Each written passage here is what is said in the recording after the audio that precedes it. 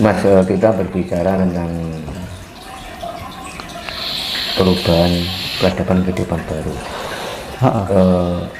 Apakah sekarang ini Mas Tinus sudah melihat tanda-tanda bahwa akan ada tanda-tanda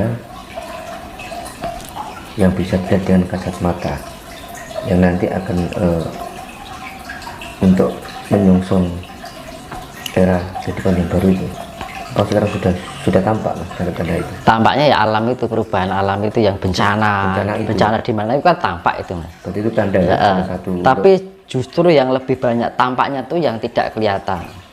Karena zaman sekarang itu orang percaya itu nek wis ketok moto ning ngarepe lagi percaya kan gitu. Kadang-kadang gini.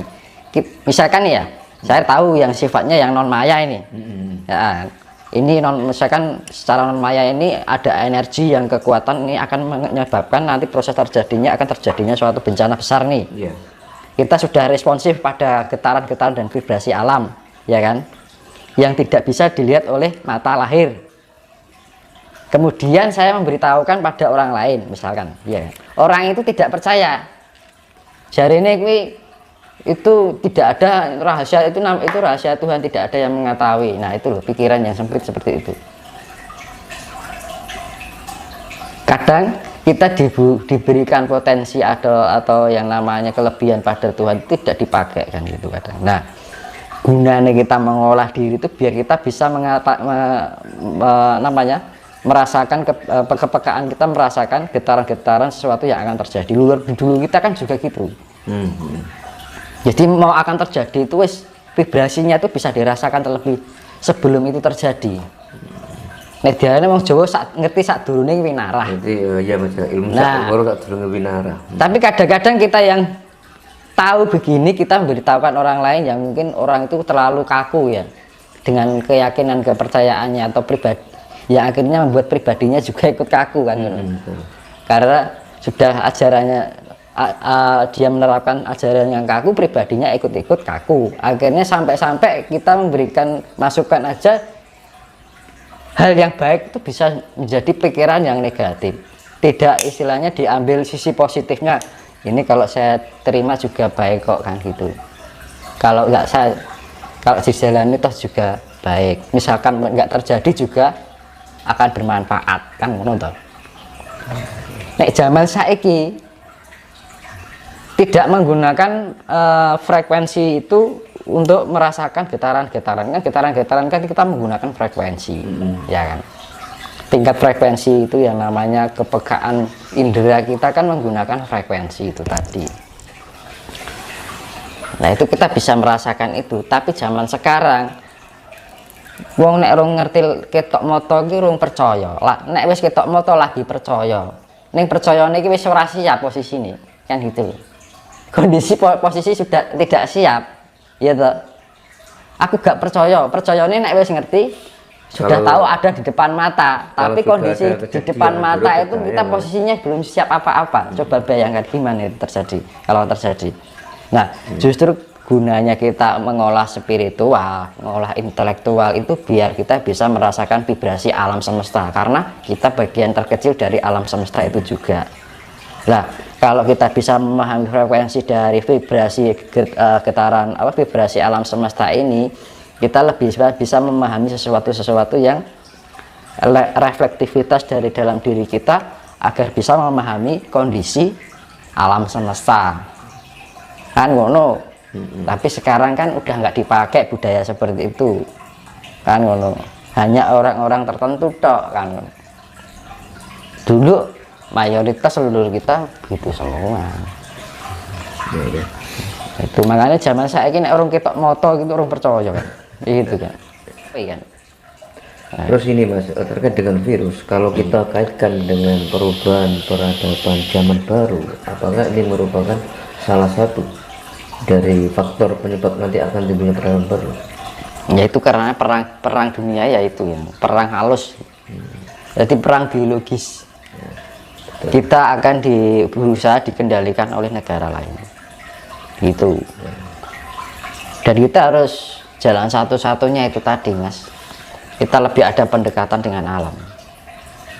Wis toh, ada virus apapun, kalau kita sudah bisa mencapai tingkat kesadaran yang tinggi dan pencapaian apa ya namanya kedekatan alam yang bagus, wis aman gitu. Betul Mas ya. Sekarang menurut kita dulu alam itu lebih menyelamatkan orang yang bisa selaras dengan dirinya. Iya, sekarang gini aja loh Mas, kalau kita tarik sejarah leluhur kita zaman dahulu, karena seringnya bertemu bahkan menyatu dengan alam, kadang sakit aja kan nggak pernah.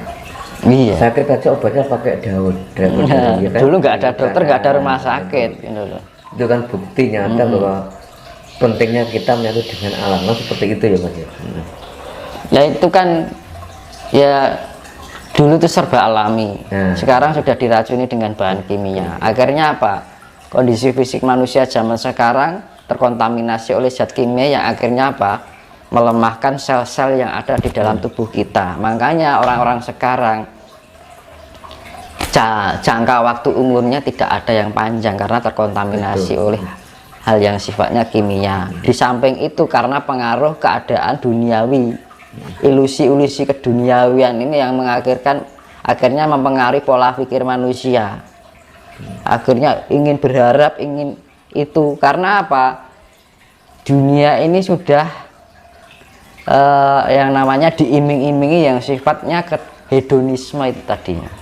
Jadi mencari hal yang sifatnya kematerian itu untuk menghindari sifat-sifat yang menyakitkan.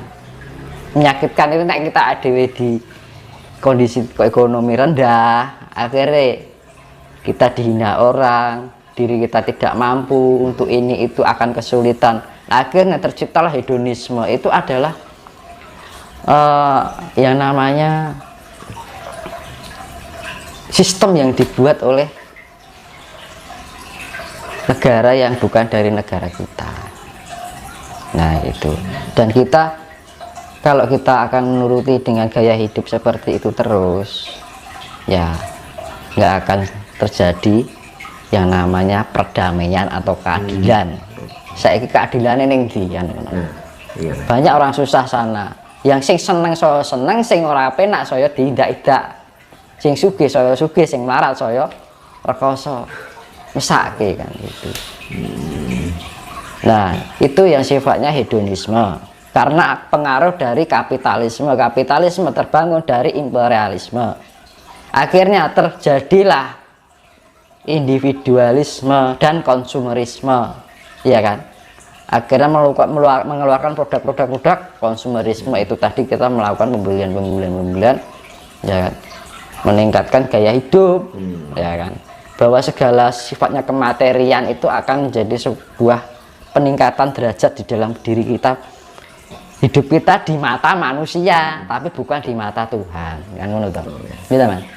Saiki orang melihatnya kan ingin diangkat derajatnya di mata manusia. Tapi alangkah tipisnya ketika ingin diangkat derajatnya di mata Tuhan. Kan? Kita takut menderita di hadapan manusia, tapi tidak takut menderita di hadapan Tuhan. Nah, ya kan? Mas, kita kembali ke konsep perubahan peradaban baru. Secara tidak langsung, kalau kita sudah mencapai atau bahkan sudah sampai di zaman peradaban baru, secara otomatis kan bangkitnya ajaran budi kan. Nah ya itu ya. Kalau kita sudah mencerminkan level-level tadi, budi, ajaran Jawa kan juga bangkit kembali. Mungkinkah nanti kalau sudah kita hidup di zaman peradaban baru yang dipakai untuk bahasa sehari-hari, bahkan bahasa nasional, karena ajaran Jawa dianggap lebih mulia, itu kita pakai bahasa Jawa. Bahasa Jawa pasti ya, pasti. Nanti Mas, penyesuaian kalau itu masalah bahasa. Dan pernah dulu saya bilang di dalam peradaban baru itu ada perubahan. Satu adalah pedomannya, ya kan? Pedomannya Trisula Weda. Jadi sudah tidak memakai Pancasila. Besok loh ini. Karena apa? besok di peradaban baru itu tuh sudah tidak sifatnya sudah universal. Betul. Tidak disekat-sekat yang sifatnya bangsa-bangsa, karena selama terciptanya sifat bangsa-bangsa ini akan timbul yang namanya kompetisi, ya kan, saling berebut kejayaan, ya kan, nilai kan, berkompetisi terus. Itu yang akhirnya timbul bangsa itu akhirnya apa, tidak tercipta kedamaian, akhir perangnya perang bukan perang tapi perang secara ekonomi, ya kan. Ingin menjadi adidaya kan. Nah, jadi sifatnya sudah tidak bangsa-bangsa gitu, jadi satu untuk semua gitu. Nah, makanya di dalam sila ketiga itu persatuan Indonesia. Nah, Nusantara nanti bukan hanya untuk Indonesia, jadi besok itu persatuan Indonesia sudah ditiadakan.